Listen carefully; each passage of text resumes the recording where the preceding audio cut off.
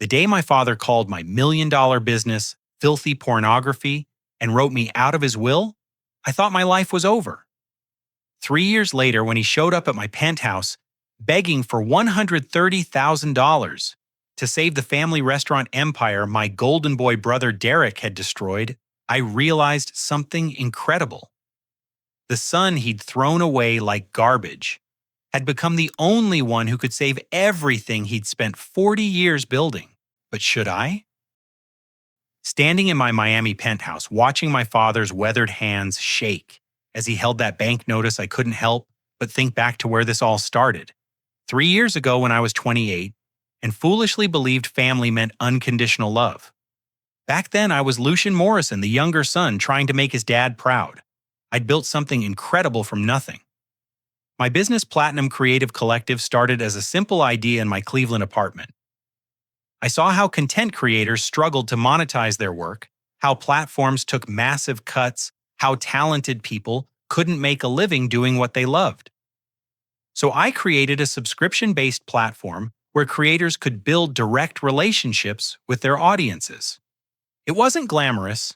It was spreadsheets and customer service and late nights debugging website code. But it was legitimate, legal, and profitable. I employed 47 people. We had health insurance retirement plans and a professional office downtown. My content creators ranged from fitness instructors to cooking specialists to relationship coaches. Yes, some created intimate content for adults, but that was a fraction of our business model. The irony is that I learned business from watching my father. Robert Morrison had spent 25 years building Morrison's Family Dining, from a single restaurant into 12 locations across Ohio and Pennsylvania. He taught me about customer service, about treating employees fairly, about building something that lasts. Everything I applied to my own company came from his example. My mother, Susan, had always been the peacekeeper, the one who smoothed over conflicts between Robert's explosive temper and his son's stubborn streaks. She'd spent 32 years deferring to his judgment, supporting his dreams, raising his children according to his vision of what success should look like. And then there was Derek. 4 years older MBA from Northwestern, married to Jessica, whose father owned 3 car dealerships. Derek was everything Robert wanted in a successor. Polished, traditional, connected to the right social circles. He'd been groomed since childhood to take over the restaurant empire, and he wore that destiny like a custom-tailored suit. The night I told them about my success should have been a celebration. I'd just closed a deal that pushed our annual revenue past $2.8 million.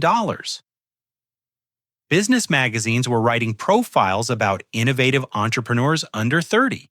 I was living proof that hard work and smart thinking could build something extraordinary. I remember driving to their suburban Akron home, practicing how I'd share the news. The house looked exactly the same as my childhood. The same brick facade, the same perfectly manicured lawn, the same American flag hanging by the front door. Susan had made pot roast my favorite, and the dining room smelled like home. "I have something amazing to tell you all," I said, after Derek had finished explaining some new marketing initiative for the restaurants. "My company just hit a major milestone. We're officially a multi-million-dollar business." The pride in my voice was unmistakable. I'd worked 80-hour weeks for 3 years. I'd sacrificed relationships, sleep, and social life to build something meaningful. I expected congratulations, maybe even admiration. Robert set down his fork and looked at me with those steel gray eyes that had intimidated me since childhood. "What exactly does your company do, Lucian? You've always been vague about the details. I should have seen the trap." Derek was smirking that familiar expression that meant he knew something I didn't. But I was too excited, too proud of what I'd accomplished. "We help content creators monetize their work through direct audience relationships," I explained. "It's a subscription platform where creators can—" "Show me," Robert interrupted. Derek pulled out his phone with theatrical precision. "Dad, maybe you should see what kind of content Lucian's platform actually hosts." His voice dripped with false concern. What followed was the most brutal 15 minutes of my life. Derek had prepared a presentation screenshotted the most provocative thumbnails from our platform compiled statistics about adult content revenue.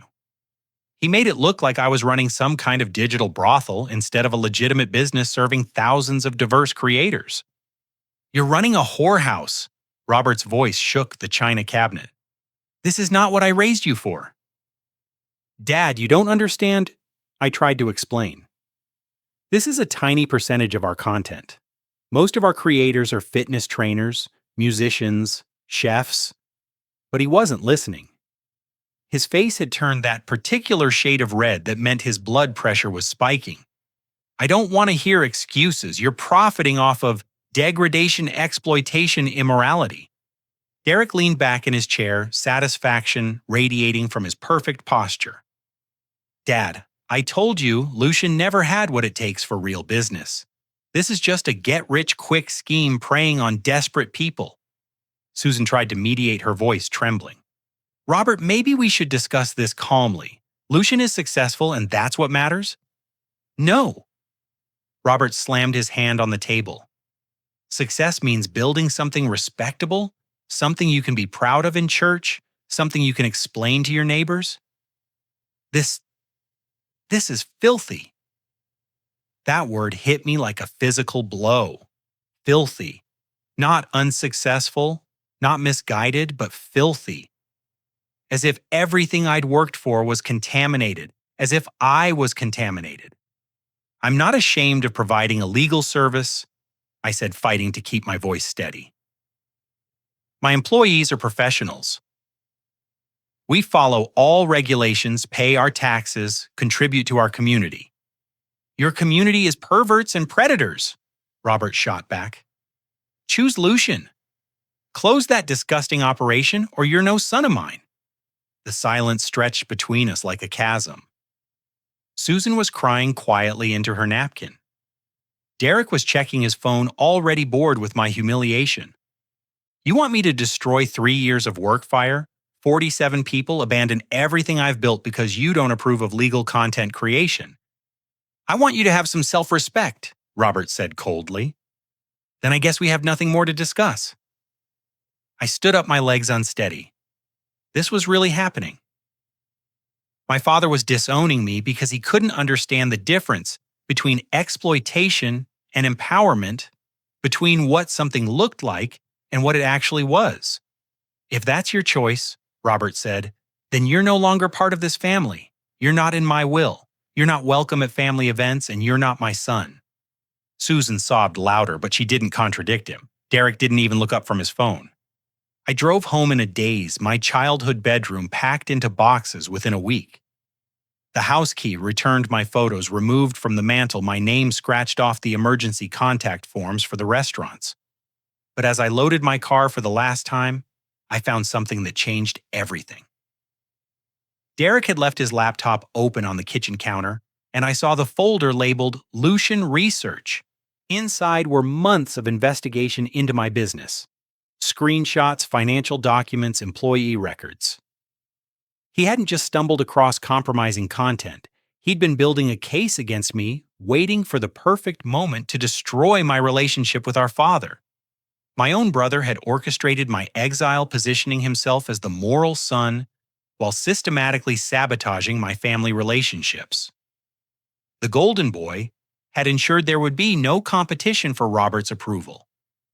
No threat to his inheritance, no challenge to his position as the perfect son. That night, driving toward a new life in a city where nobody knew my name, I made a promise to myself. I would prove them wrong about everything: my business, my character, my worth as a human being. And someday when Derek's perfect facade crumbled, I would be strong enough to choose whether forgiveness was even possible. 3 years changes everything.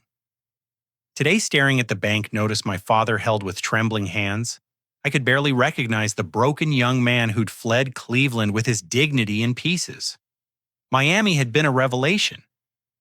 The city's energy matched my determination to rebuild not just my business, but my entire sense of self-worth.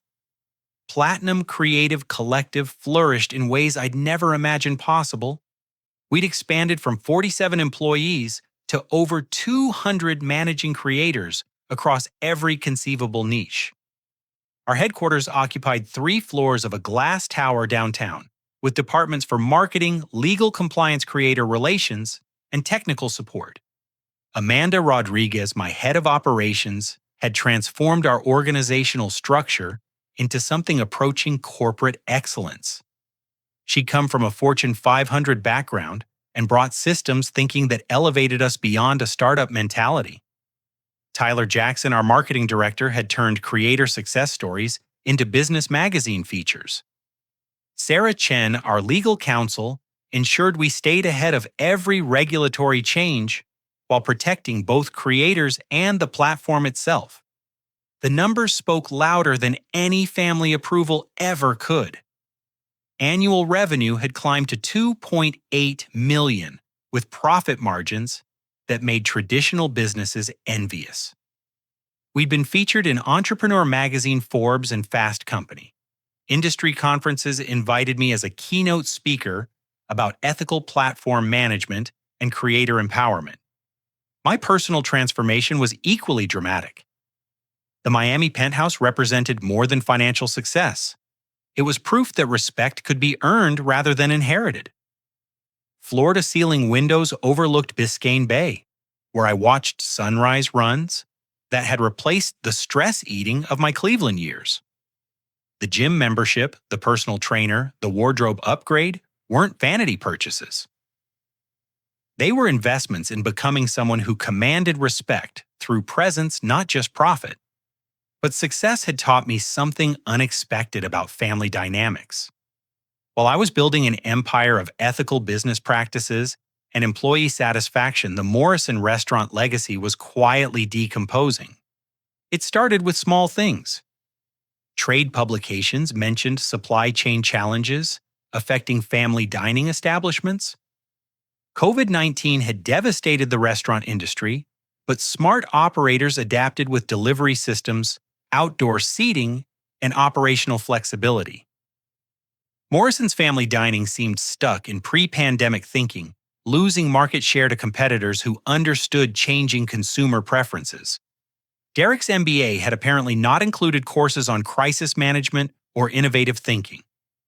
3 locations had closed permanently, victims of lease defaults and declining customer traffic.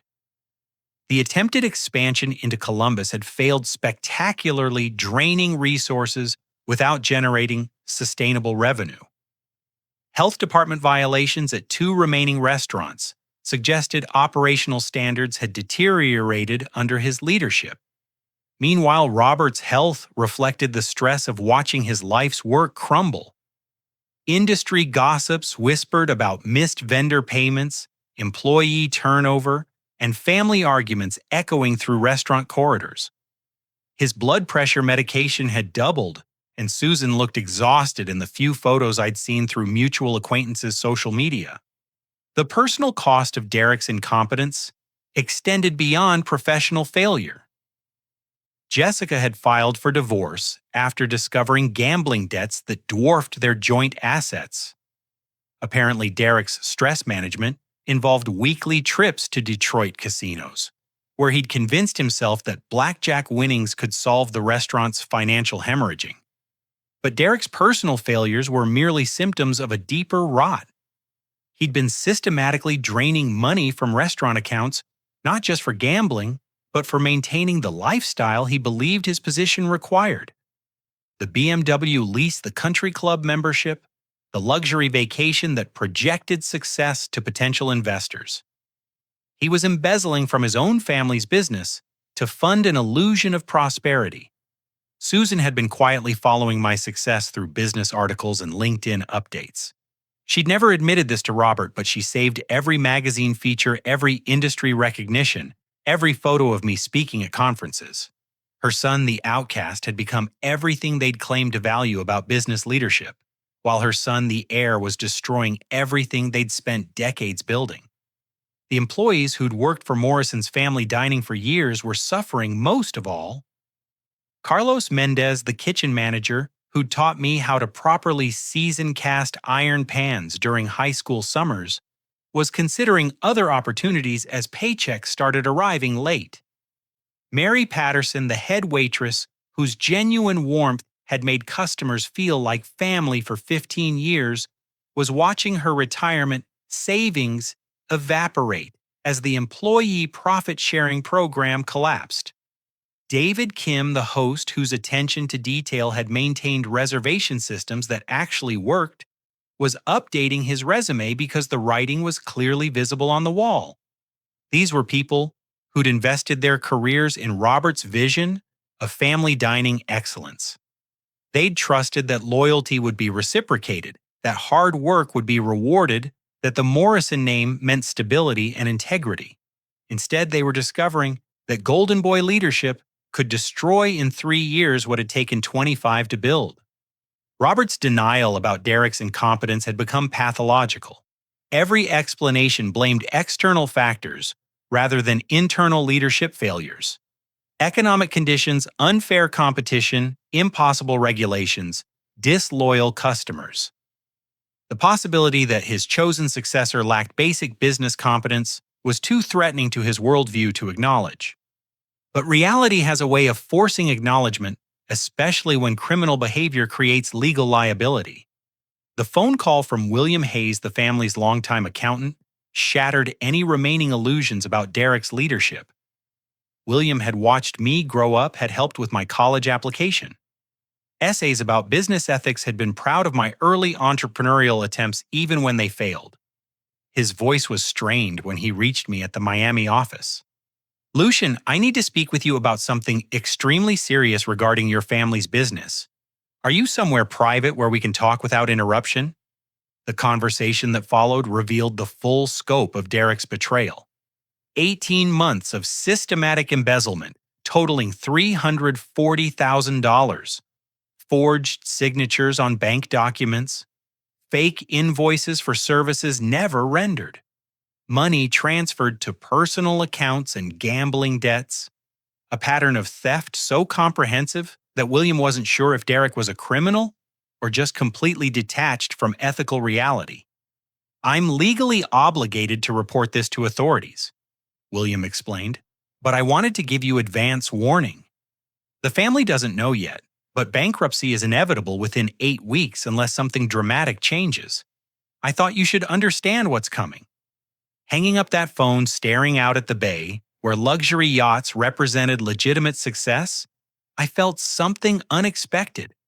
Not satisfaction that Derek's true nature was finally being exposed, but genuine sadness for the employees and customers and community members who would suffer because of his selfish choices. The son who'd been cast out for building something honest had become prosperous beyond imagination. The son who'd been embraced for representing family values had become a thief, destroying everything the family had worked to create. Karma wasn't just ironic. It was about to become devastating for everyone except the person who'd caused the damage in the first place. William's second phone call came 6 weeks later, and his voice carried the weight of watching a family implode in real time. "It's over, Lucian. The bank notices went out yesterday. Derek's embezzlement isn't just stealing from the restaurants anymore. He's been taking money from your mother's inheritance fund, the life insurance money from your grandmother that Susan's been saving for medical emergencies. We're talking about decades of careful savings all gone." I set down my coffee and walked to the penthouse balcony needing air as William continued his devastating report. "The total theft is $340,000. But the immediate crisis is that the remaining 3 restaurant locations need $130,000 within 2 weeks or they close permanently. Vendor payments, employee paychecks, lease obligations. Your father is about to lose everything he spent his entire adult life building." The human cost was becoming clearer with each detail. Carlos had already missed 2 paychecks and was borrowing money to pay his daughter's college tuition. Mary was considering bankruptcy because her own medical bills couldn't be covered without the profit-sharing income she'd counted on. David had reluctantly accepted a job offer from a competitor, breaking his heart, because Morrison's had been his professional home for 12 years. But Derek's response to being caught revealed something even more disturbing than his criminal behavior. When confronted with bank records and forged signatures, he'd shown no remorse, no acknowledgement of wrongdoing, no concern for the people his choices had harmed. Derek would never intentionally hurt the business. Robert had insisted his denial still protecting him from accepting the magnitude of his chosen son's betrayal. There must be some mistake, some misunderstanding about those transfers. Derek's explanation was a masterpiece of manipulation and deflection. I was trying to save the business through strategic investments. The casino trips weren't gambling, they were networking opportunities with potential investors. The personal accounts were temporary holdings to avoid bank scrutiny of large transactions. Everything I did was calculated to generate revenue streams that traditional banking wouldn't understand. Even when confronted with evidence of forged signatures, Derek maintained his narrative of innocent intention corrupted by circumstances beyond his control. The economy had been unfair to family dining. COVID regulations had been impossible to navigate. Competitors had used unfair advantages. His strategic thinking had been undermined by forces no reasonable person could have predicted. Jessica's divorce filing included documentation that revealed the psychological foundation of Derek's criminal behavior. Years of couples therapy records showed a pattern of financial deception, emotional manipulation, and grandiose thinking that suggested personality disorders requiring professional intervention.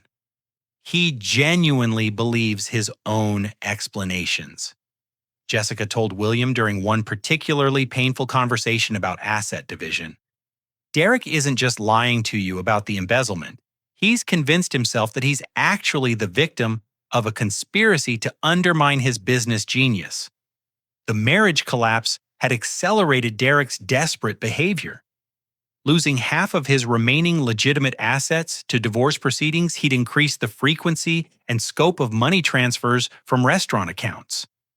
His gambling had escalated from weekly trips to daily online betting, chasing losses with borrowed money and stolen funds. But Derek's final act of betrayal was targeting me directly. Unable to accept responsibility for his failures, he'd begun telling anyone who would listen that my shameful business practices had driven him to desperate measures. According to Derek's revised narrative, the stress of having a brother in pornography had caused gambling addiction as emotional self-medication for family embarrassment. If Lucian had chosen respectable work instead of exploiting women, Derek told the local newspaper reporter investigating the restaurant closures, our family wouldn't have been torn apart by shame. I started gambling to escape the humiliation of explaining my brother's career at community events. The manipulation was breathtaking in its cruelty. Derek was attempting to rewrite history, making my business success responsible for his criminal behavior, transforming his embezzlement into a tragic consequence of my moral failures. This blame shifting reached its climax when Robert suffered his first heart attack. I was in a meeting with potential investors when Amanda burst into the conference room, her face pale with urgency. Lucian, you need to take this call immediately. It's about your father. Susan's voice was barely recognizable through her tears. He's in the cardiac unit at Akron General.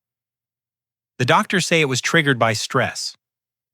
Derek told him about the inheritance money, about your grandmother's fund being empty. Robert collapsed right there in the restaurant kitchen, in front of Carlos and two customers. The image of my father, 62 years old, face down on the commercial kitchen floor, while customers wondered if they should call 911, haunted my sleep for weeks afterward. The medical team stabilized Robert, but their prognosis carried stern warnings about stress management and lifestyle changes. His blood pressure required immediate medication adjustments.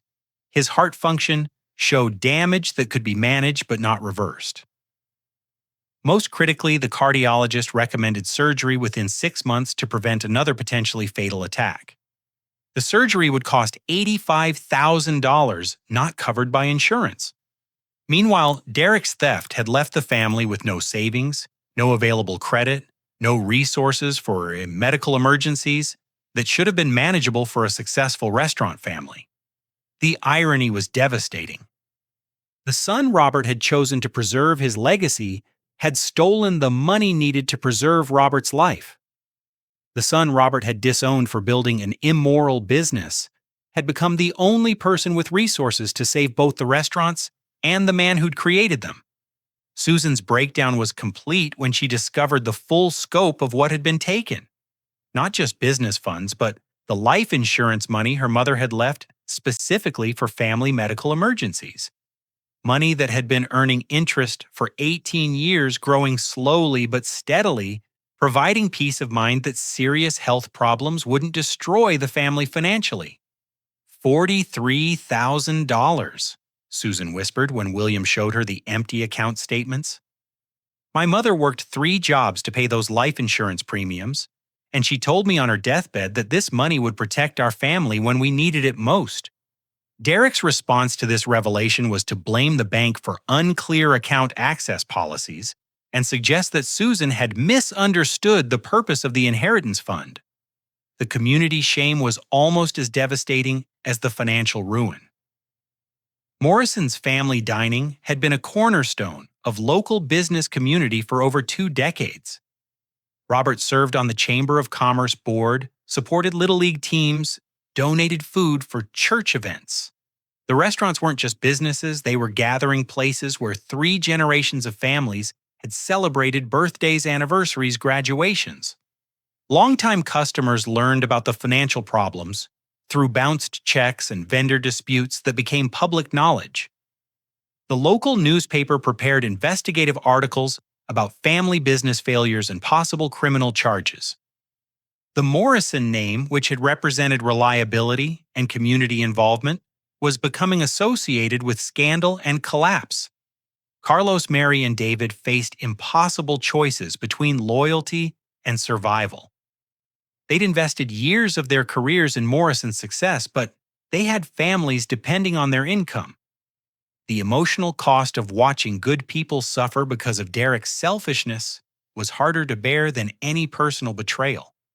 Robert's dawning realization about Derek's true character was perhaps the most painful transformation to witness.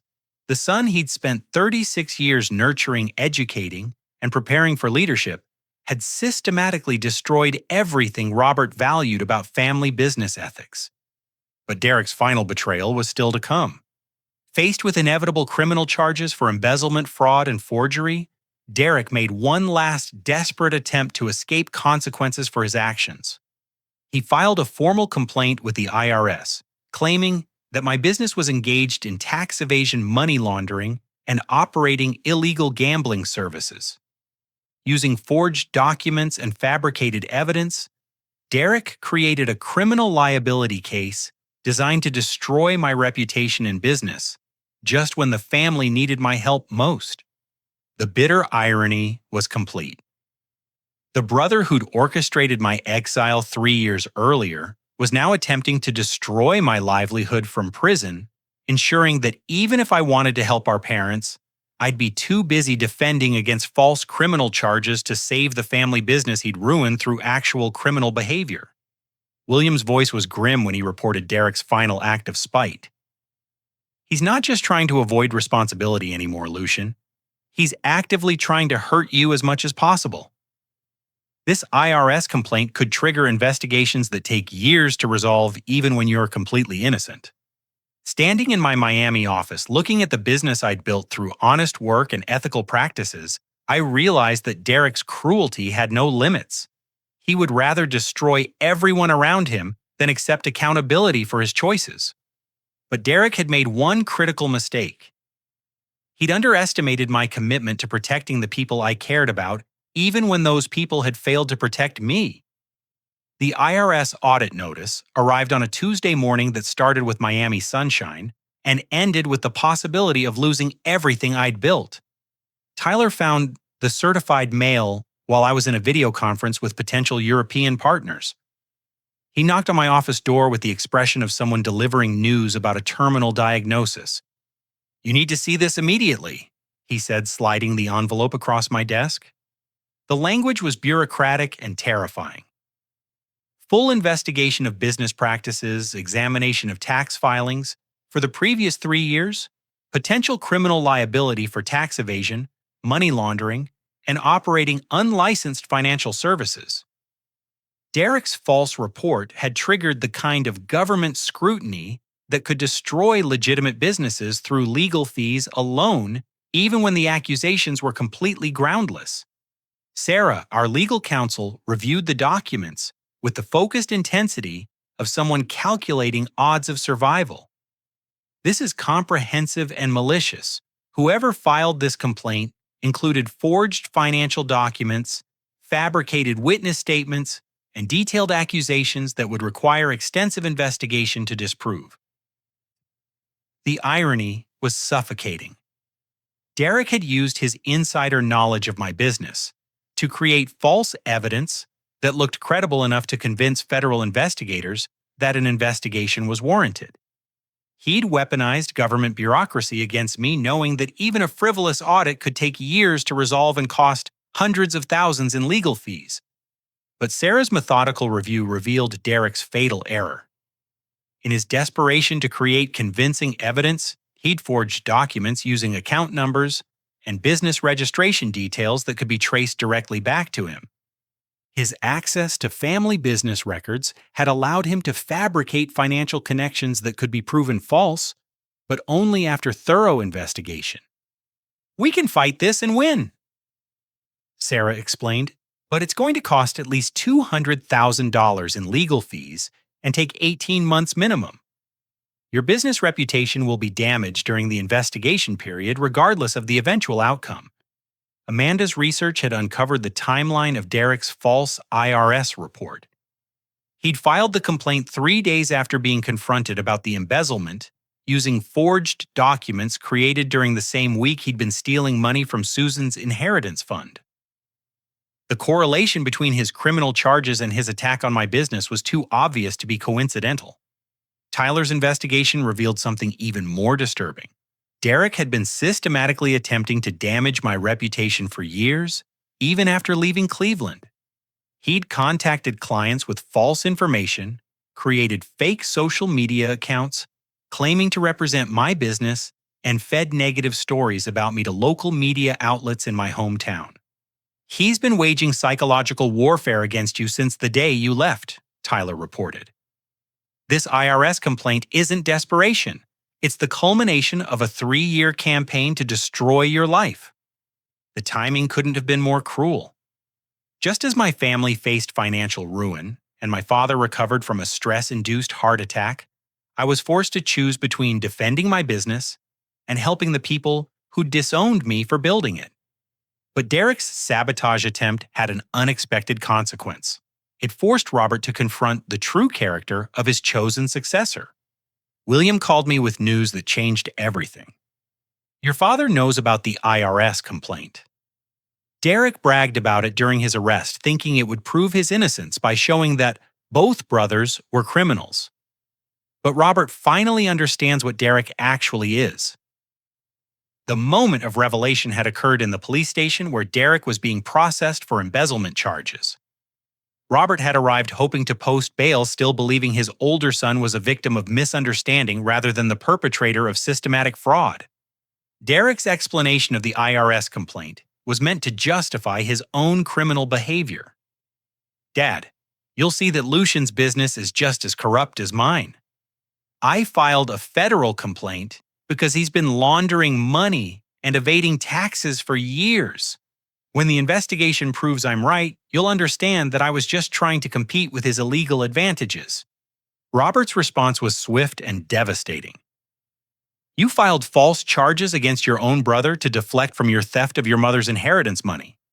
The revelation that Derek had targeted me with fabricated criminal accusations while stealing from our mother's emergency fund was Robert's breaking point. The son who'd been positioned as the moral alternative to my supposedly immoral business had proven himself capable of cruelty that exceeded any reasonable definition of sibling rivalry. "Get yourself a lawyer," Robert told Derek, turning away from the jail cell. "You're no longer my responsibility." But Derek's arrest and Robert's disgust couldn't solve the immediate financial crisis. The restaurant still needed $130,000 within 10 days, or Carlos, Mary, and David would lose their jobs permanently. Robert's heart surgery still cost $85,000, and insurance wouldn't cover experimental procedures that might prevent future cardiac events. Susan's approach came through Patricia Williams, a mutual friend who'd watched our family's disintegration with growing sadness. Patricia had known me since childhood, had followed my business success through local news coverage, and believed that reconciliation was possible if pride could be overcome by necessity. "She wants to meet with you," Patricia explained during our phone conversation. "Not to ask for money directly, but to apologize for what happened 3 years ago and explain what's happening now." The coffee shop Patricia suggested was neutral territory in downtown Miami, far enough from my business to avoid awkward encounters with employees, public enough to prevent emotional breakdowns from becoming spectacles. Susan looked older than 3 years should have aged her. The stress of Derek's betrayal and Robert's medical crisis had carved lines around her eyes that spoke of sleepless nights and constant worry. But her posture was different too. Less deferential, more direct, as if surviving family catastrophe had burned away some of the people-pleasing instincts that had defined her personality. "I was wrong," she said without preamble, her hands wrapped around a coffee cup like an anchor. "We were wrong to let your father cut you out of the family because of business prejudice and Derek's manipulation." The conversation that followed lasted 3 hours and covered territory we'd never explored during my childhood. Susan's regrets about enabling Robert's explosive temperament, her awareness of Derek's manipulative tendencies from early childhood, her pride in my business success that she'd never been allowed to express. "I've been reading about your company for 3 years," she admitted. "Every article, every interview, every industry recognition. You've become everything we claim to value about business leadership, and we threw you away because of ignorance and prejudice." But the current crisis went beyond family reconciliation. The restaurants were hemorrhaging money daily, with vendor payments overdue and employee paychecks being covered by personal credit cards that were approaching their limits. Robert's health required immediate attention that would exhaust any remaining family resources. "Your father doesn't know I'm here," Susan continued. "His pride won't let him ask for help, especially from someone he treated so badly. But Derek's theft has left us with no options. We're going to lose everything within weeks unless something changes." The request was implicit rather than direct. She wasn't asking for money specifically, but explaining circumstances that had only one possible solution. The son who'd been discarded had become the family's only hope for survival. "I'm not asking you to forget what we did," Susan said as our conversation wound down. "I'm asking you to be better than we were, to consider helping people who don't deserve it, because that's who you've become." That night, staring out at Biscayne Bay from my penthouse balcony, I weighed 3 years of hurt against a lifetime of connection. Derek had stolen from our parents and filed false criminal charges against me. Robert had disowned me for building an ethical business. But Carlos, Mary, and David had never chosen sides in family conflicts.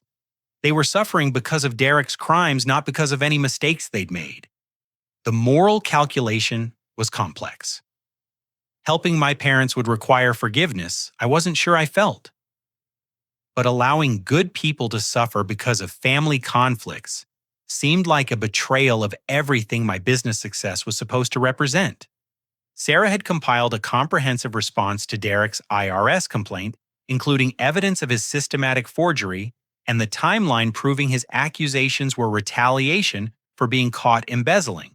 The government investigation would continue, but our documentation would likely lead to additional criminal charges against Derek rather than problems for my business.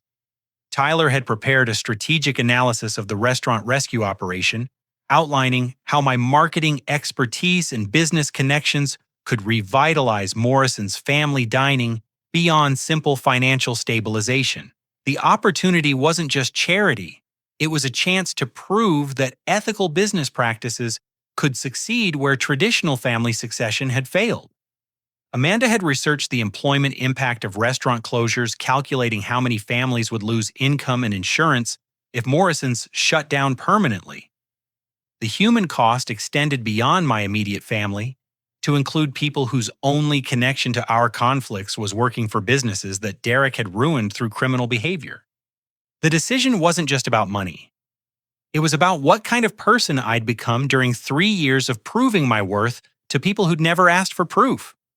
But Derek's final act of spite was yet to come, and it would force me to choose between personal vindication and family preservation in ways I'd never imagined possible. 2 weeks after Susan's desperate plea, Robert Morrison stood in my Miami office lobby, looking like a man who'd aged a decade in 6 months. I watched him through my office window as Amanda explained our security procedures and visitor policies. He studied the professional environment with the expression of someone reevaluating fundamental assumptions about reality. The lobby walls displayed framed articles from business magazines awards for ethical business practices and employee appreciation plaques that demonstrated our company culture. Sarah walked past in a sharp business suit discussing legal compliance with our operations manager. Tyler was presenting quarterly projections to a team of analysts wearing professional attire that could have come from any Fortune 500 company. Robert was seeing my filthy business for what it actually was, a legitimate corporation, employing educated professionals who took pride in their work. Amanda escorted him to my office with the courtesy she'd show any significant business partner. "Mr. Morrison, Mr. Lucian will see you now." The man who entered my office looked nothing like the imposing figure who'd thrown me out of his house 3 years earlier. Robert's shoulders slumped with exhaustion, his normally commanding voice was subdued, and his eyes held the haunted look of someone who'd watched his life's work crumble due to trusting the wrong person. "Your mother told me she spoke with you." He began without preamble, settling into the chair across from my desk. "She didn't tell me what you discussed, but I can guess." The silence stretched between us like a canyon of accumulated hurt and misunderstanding. "I was wrong," he continued, his voice barely above a whisper. "Wrong about your business, wrong about your character, wrong about which son deserved my trust and support." The admission was costing him everything. Robert Morrison had built his identity around being right, about people, about business, about moral judgment. Acknowledging that his chosen successor was a criminal while his discarded son had become successful required dismantling his entire understanding of his role as a father and business leader. "Derek's been arrested on federal charges," Robert explained. "Embezzlement, forgery, fraud, and filing false reports to federal agencies. The FBI agent told me the evidence is overwhelming. He's facing 8 to 12 years in prison." The news should have felt like vindication, but watching my father's anguish made Derek's downfall seem more tragic than triumphant. "I saw what he filed against you with the IRS," Robert continued. "William showed me copies of the forged documents. Derek used his access to our restaurant records to create fake evidence against your business. He tried to destroy you while stealing from his own mother." The full scope of Derek's malice was finally clear to everyone. This wasn't sibling rivalry or business competition gone wrong. Derek had targeted me for systematic destruction while committing crimes against our parents that demonstrated complete absence of basic human decency. "I need to ask for your help."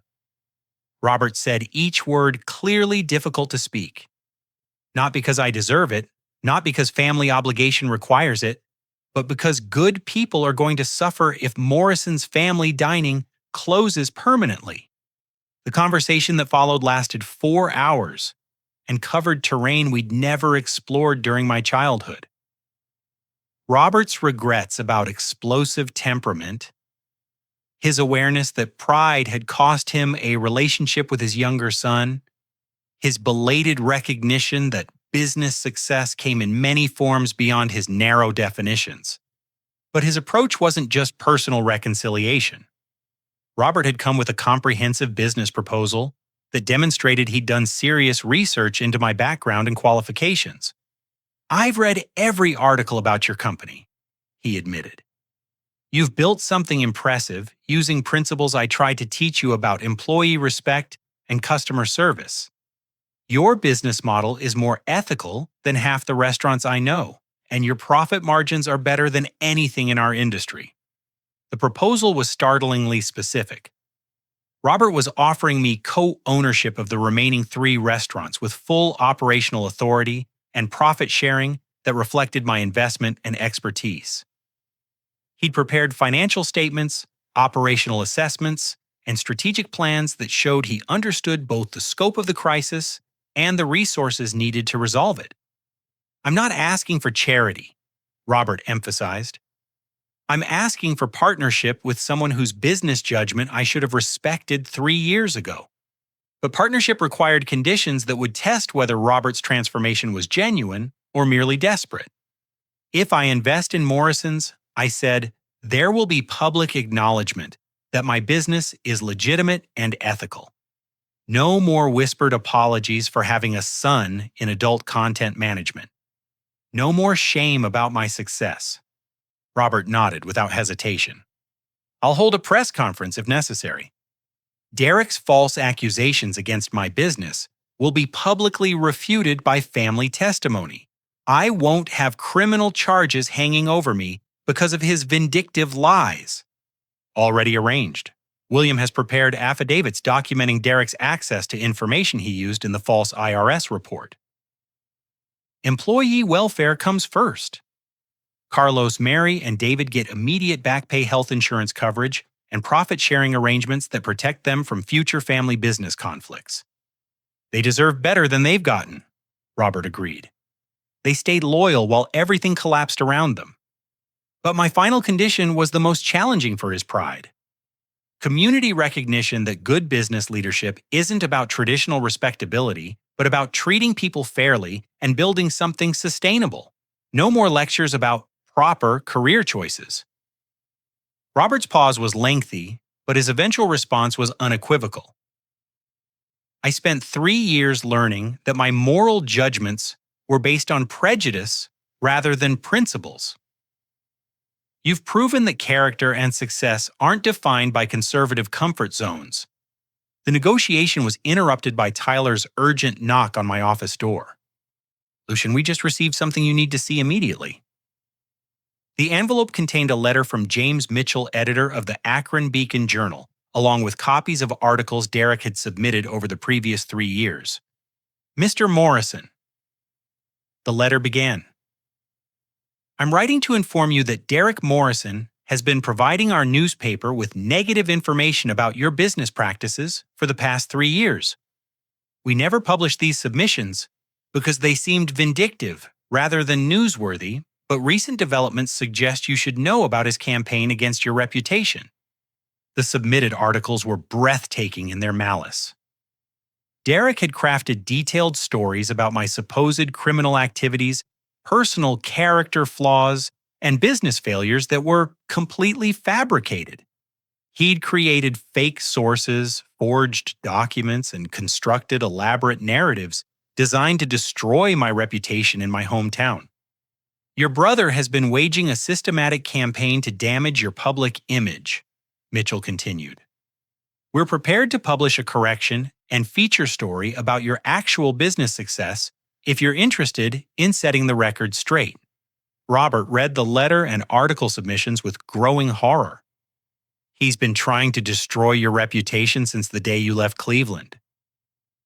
The scope of Derek's 3-year vendetta was becoming clear. This wasn't reactive behavior triggered by financial crisis. Derek had been systematically targeting me for character assassination, while building his own criminal enterprise through embezzlement and fraud. But Mitchell's offer represented an opportunity for public vindication that went beyond family reconciliation. The hometown newspaper was volunteering to correct years of potential reputational damage while highlighting my actual business achievements. I think, Robert said slowly, that press conference I mentioned might be more important than either of us realized. The path forward was taking shape. Financial rescue of the restaurants, public vindication of my business reputation, and family reconciliation based on honest acknowledgement of past mistakes rather than desperate necessity. But Derek's story was far from over, and his capacity for causing pain had one final devastating chapter yet to unfold. The press conference took place on a cold Thursday morning in November, in the main dining room of Morrison's original restaurant location, where my father had spent 25 years building his reputation. Local business leaders, longtime customers, and media representatives filled the space where I'd learned to bus tables during high school summers. Carlos had prepared coffee service with the attention to detail that had always made Morrison special. Mary greeted familiar faces with the warmth that had kept customers returning for decades. David managed logistics with quiet efficiency that reminded everyone why the restaurants had succeeded in the first place. Robert's statement was brief but comprehensive. 3 years ago, I made a terrible mistake in judgment about my son Lucian's business and character. My prejudice and narrow thinking cost me a relationship with a son who had built an ethical, profitable, and industry-leading company. Today I'm announcing that Lucian Morrison is joining Morrison's Family Dining as co-owner and operational partner, bringing his business expertise to help us rebuild what we nearly lost. The questions from reporters were direct and challenging. How could a family business partnership work after such public estrangement? What specific expertise would I bring to restaurant management? How would the community respond to public reconciliation after years of family conflict? My responses focused on business fundamentals rather than personal drama. Employee welfare, customer service excellence, financial transparency, and community involvement. The same principles that had made Platinum Creative Collective successful could revitalize Morrison's Family Dining regardless of the personal relationships involved. But the most significant moment came when Sarah Martinez, the Beacon Journal reporter, asked about Derek's criminal charges and their impact on family dynamics. Derek's actions were his own choices, I replied. He's facing the consequences of embezzlement fraud and filing false federal charges. My focus is on protecting the employees and customers who were harmed by his decisions, not on personal vindictiveness towards someone who clearly needs professional help. The community response was mixed, but ultimately positive. Some longtime customers expressed reservations about adult content business connections, but most seemed relieved that Morrison's would remain open under experienced management. The local Chamber of Commerce issued a statement welcoming innovative leadership that combines traditional family business values with modern business practices. The financial rescue operation began immediately. I transferred $130,000 to cover immediate obligations with legal documents establishing co-ownership and operational authority that protected both my investment and the employees' interests. Carlos was promoted to general manager with salary increases that reflected his years of loyalty and expertise. Mary became regional supervisor with responsibility for training new staff and maintaining customer service standards. David was appointed customer experience director with authority to implement reservation systems and social media marketing that could compete with chain restaurants. Susan's involvement exceeded everyone's expectations. Rather than remaining in the background, she developed a role coordinating community relations and special events that utilized skills she'd never had opportunities to demonstrate during 32 years of traditional housewife duties. The restaurant transformation was systematic and comprehensive. I applied modern inventory management, social media marketing, and staff development programs that increased efficiency while maintaining the personal touch that made family dining special. Online ordering systems, delivery partnerships, and promotional campaigns that highlighted locally sourced ingredients and community involvement. But the most significant change was cultural. Employee profit-sharing arrangements, professional development opportunities, and management structures that encouraged input from frontline staff who understood customer preferences better than any corporate executive ever could. The business results exceeded our most optimistic projections. Within 6 months, all three remaining locations achieved profitability levels that surpassed pre-COVID performance. Customer traffic increased 28% through improved marketing and word of mouth about enhanced quality and service.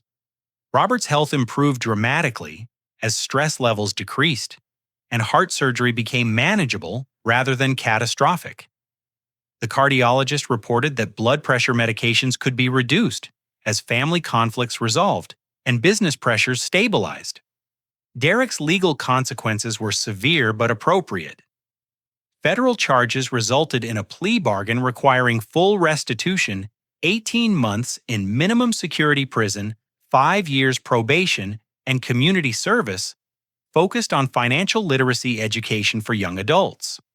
But Derek's arrest was accompanied by a suicide attempt that forced everyone to confront the psychological foundations of his criminal behavior. The note Derek left revealed the impossible pressure he'd felt as the golden boy who could never acknowledge struggling with expectations that exceeded his capabilities. Rather than seeking help or admitting limitations, he'd chosen deception, theft, and systematic destruction of family relationships. "I was never as smart as Lucian, never as creative, never as strong," the note read. "But everyone expected me to be perfect, to carry on the family legacy, to succeed where failure wasn't allowed. When I couldn't meet those expectations honestly, I tried to meet them dishonestly. When that failed, I tried to tear down everyone else so my failures wouldn't look so obvious." Derek's survival led to psychiatric treatment that revealed gambling addiction, depression, and personality disorders that had been masked by family expectations and social privilege. The Golden Boy facade had hidden someone who'd been struggling with mental health issues since adolescence, but had never received appropriate treatment because acknowledging problems would have threatened his preferred status.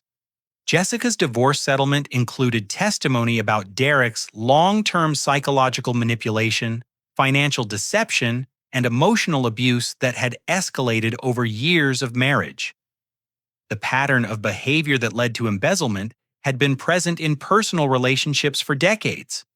Family therapy sessions revealed dynamics that had contributed to Derek's destructive choices and my own defensive reactions.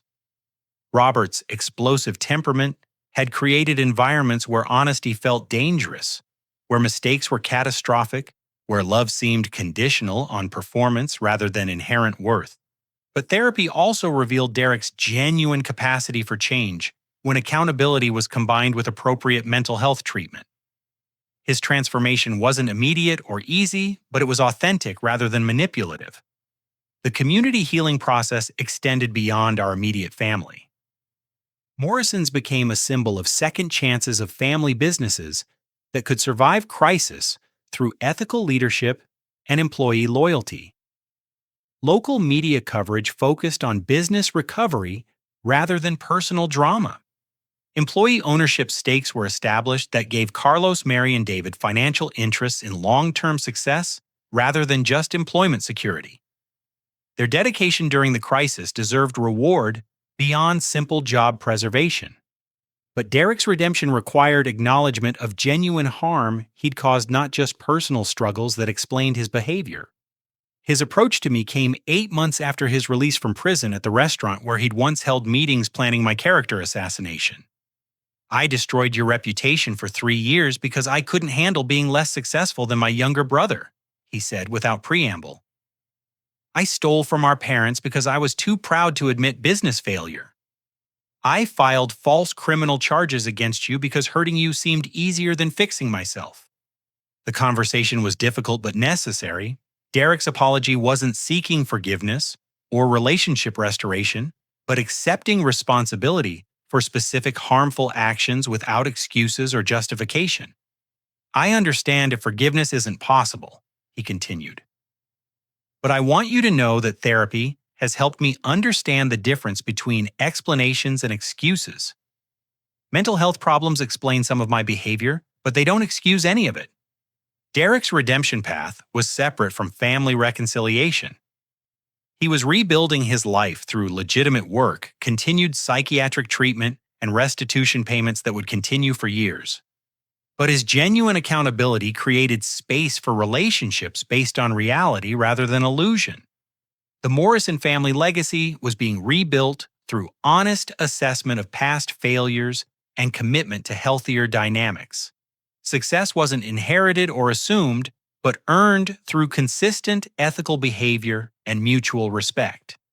Watching Robert and Derek work together on restitution planning, seeing Susan develop business skills she'd never been encouraged to explore, witnessing employees thrive under management that valued their contributions rather than just their compliance.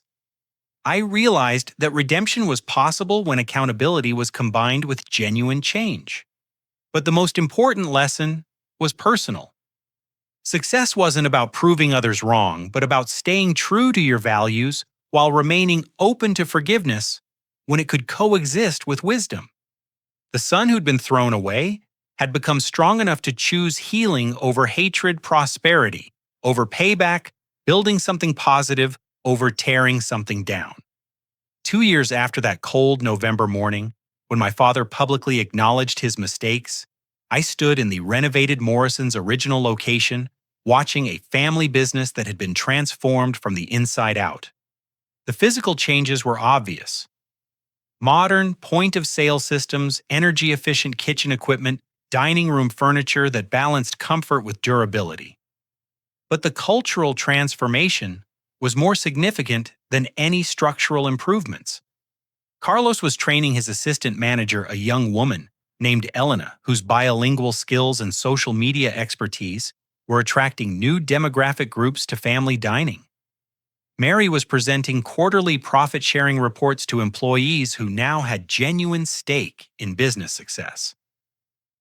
David was coordinating with local high school culinary programs, creating apprenticeship opportunities that developed future restaurant professionals. Derek had completed his prison sentence and was working as a bookkeeper for a nonprofit organization, a job that utilized his accounting skills while maintaining appropriate oversight for someone rebuilding trust in financial management. His transformation hadn't been dramatic or cinematic, but it was consistent and genuine. The psychological treatment had revealed that Derek's criminal behavior was rooted in anxiety disorders and perfectionism that had never been properly addressed. Growing up as the golden boy had created pressure to maintain an image of success even when reality diverged dramatically from expectations.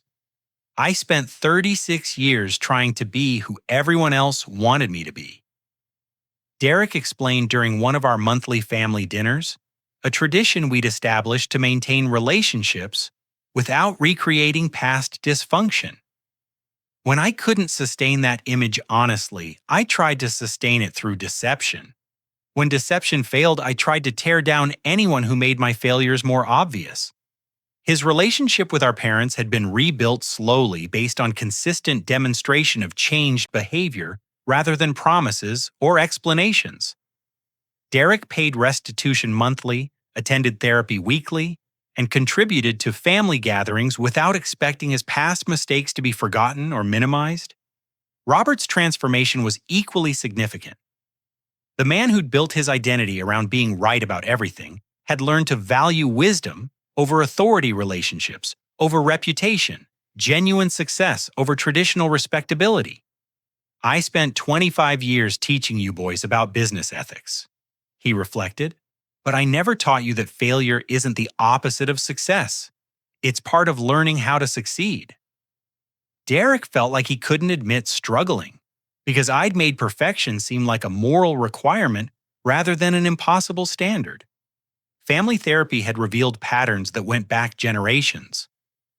Robert's own father had been emotionally distant and demanding, creating family dynamics where love felt conditional on achievement rather than inherent worth. Breaking those patterns required conscious effort and professional guidance, not just good intentions. Susan's emergence as a business partner surprised everyone, including herself. Her community relations work had evolved into comprehensive event coordination that made Morrison's a preferred venue for local celebrations, business meetings, and nonprofit fundraising dinners. I spent 32 years thinking my role was supporting other people's dreams, she said.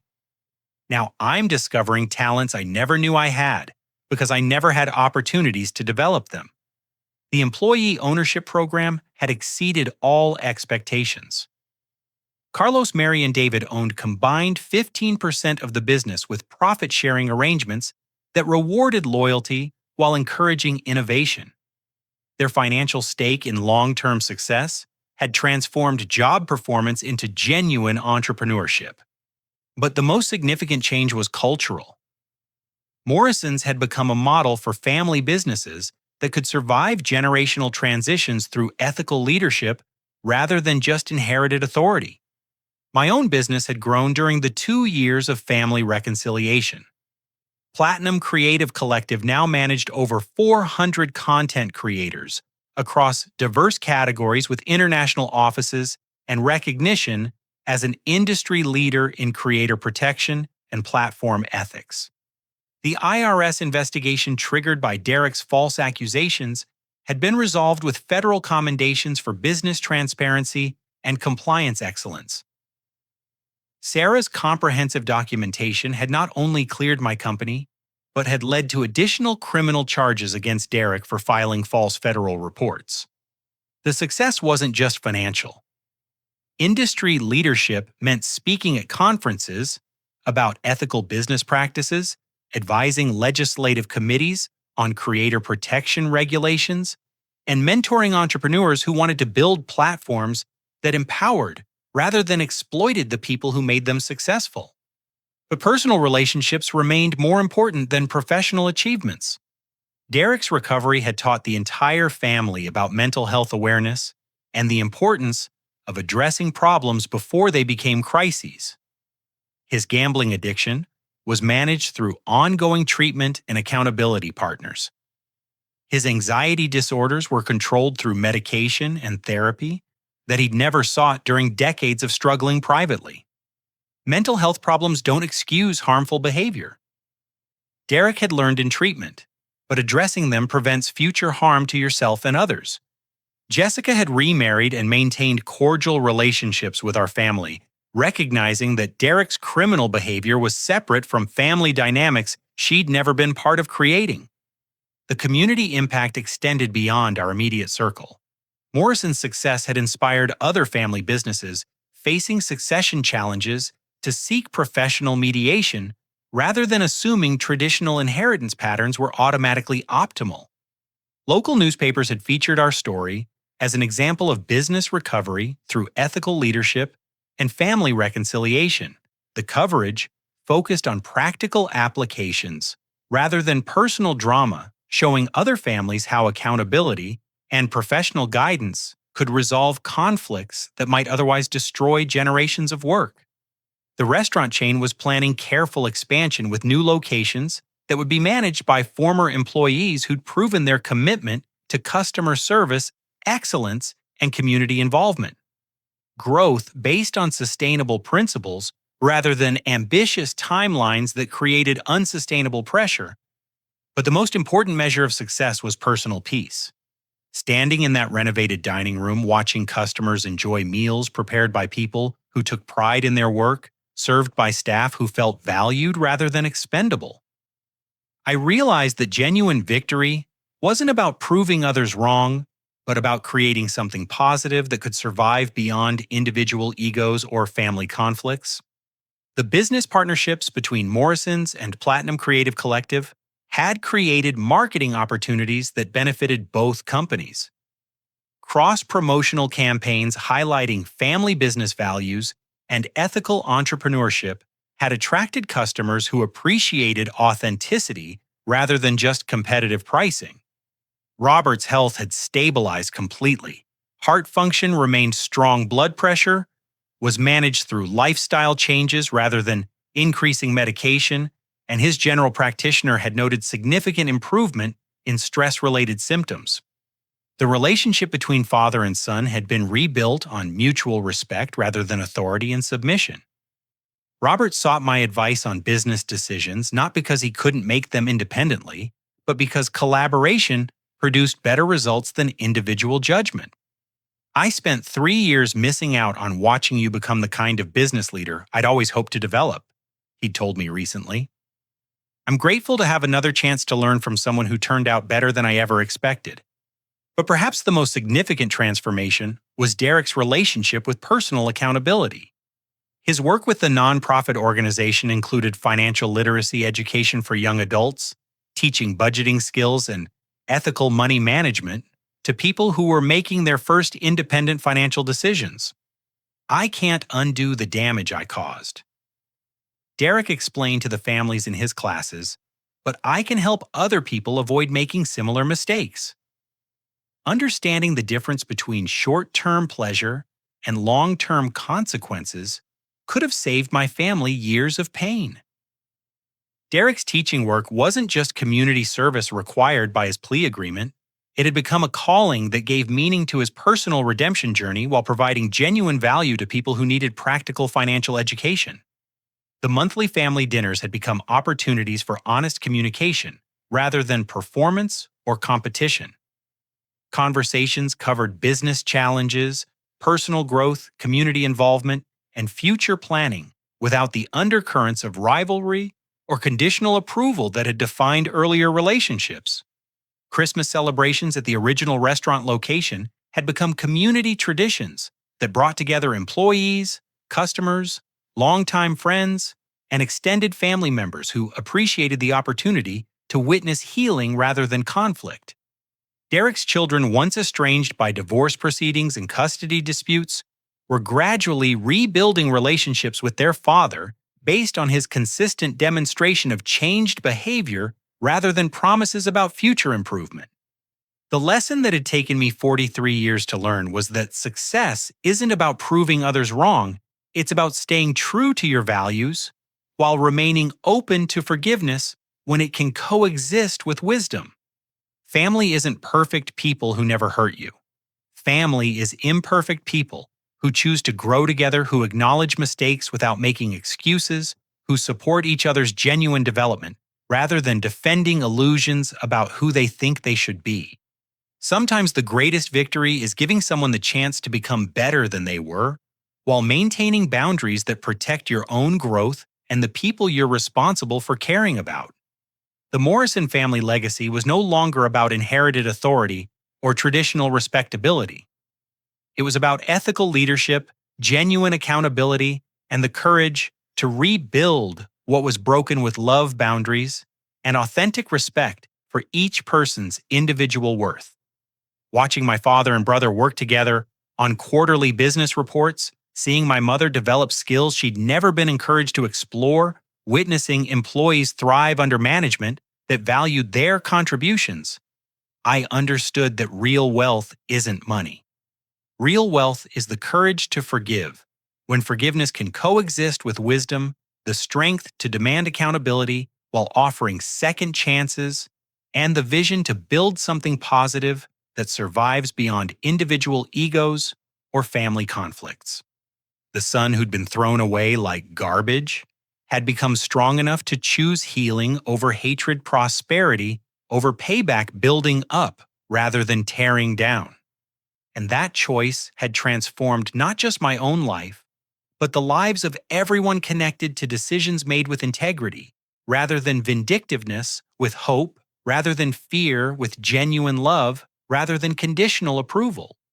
Have you ever had to choose between proving someone wrong and helping them become better family relationships?